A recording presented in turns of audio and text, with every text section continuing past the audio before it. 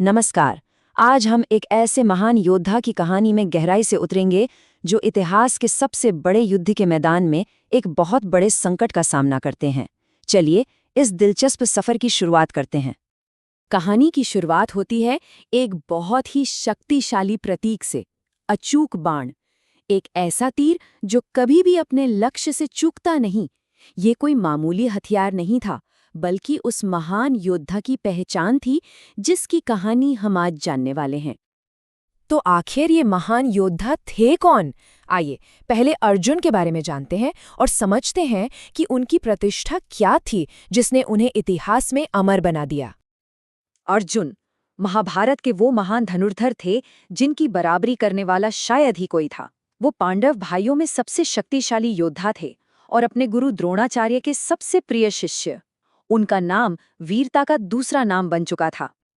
और ये बात समझना बहुत जरूरी है कि धनुर्विद्या सिर्फ उनका एक हुनर नहीं थी, ये उनकी पहचान थी। उनका पूरा वजूद ही लक्ष्य भेदने की इस कमाल की क्षमता से जुड़ा हुआ था। लेकिन फिर कहानी में एक ऐसा मोड़ आता है जहां सब कुछ बदल जाता है। कुरुक्षेत्र की रणभूमि में, जहां वीरता का सबसे बड़ा प्रदर्शन होना था, ठीक वहीं पर अर्जुन के मन में सबसे बड़ा संशय पैदा हो जाता है।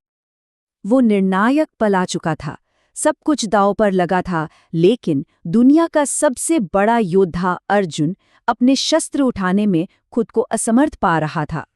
यहाँ हम उनके अंदर चल रहे उस गहरे संघर्ष को देख सकते हैं। एक तरफ अर्जुन की पहचान थी, एक पराक्रमी अचूक योद्धा, और दूसरी तरफ था उनका विचलित मन। और ये विचलन क्यों था? क्योंकि सामने दुश्मन नहीं बल्कि उनके अपने ही लोग खड़े थे, उनके दादा, उनके गुरु और उनके भाई।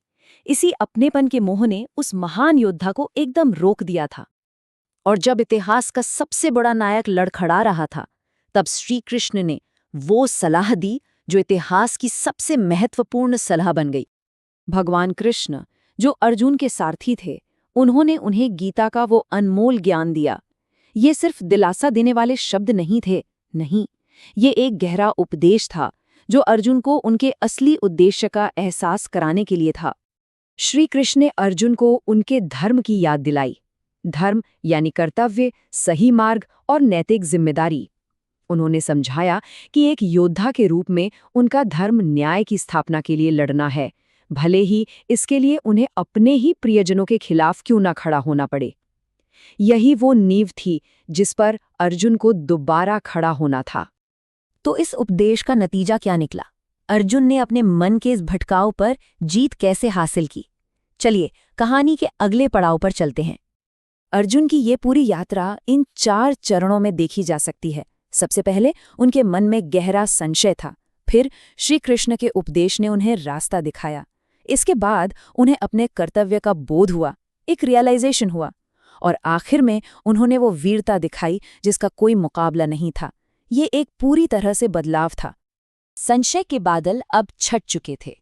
अर्जुन ने अपने धर्म और कर्तव्य को एक नए संकल्प के साथ स्वीकार किया और अपना महान धनुष गांडीव उठा लिया।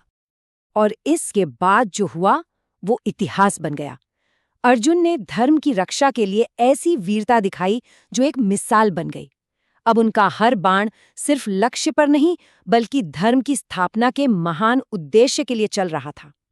अर्जुन की कहानी सिर्फ एक प्राचीन कथा नहीं है, ये एक ऐसा सवाल उठाती है जो आज भी हम सब के लिए उतना ही महत्वपूर्ण है। तो हम इस सवाल के साथ इस चर्चा को समाप्त करते हैं। जब कर्तव्य और मन के बीच संघर्ष हो तो सही रास्ता क्या होता है? अर्जुन की कहानी हमें सिखाती है कि कभी-कभी सबसे बड़ी लड़ाई हमारे अंदर ही लड़ी जाती है और सही मार्गदर्शन हमें उस लड़ाई को जीतने में मदद कर सकता है।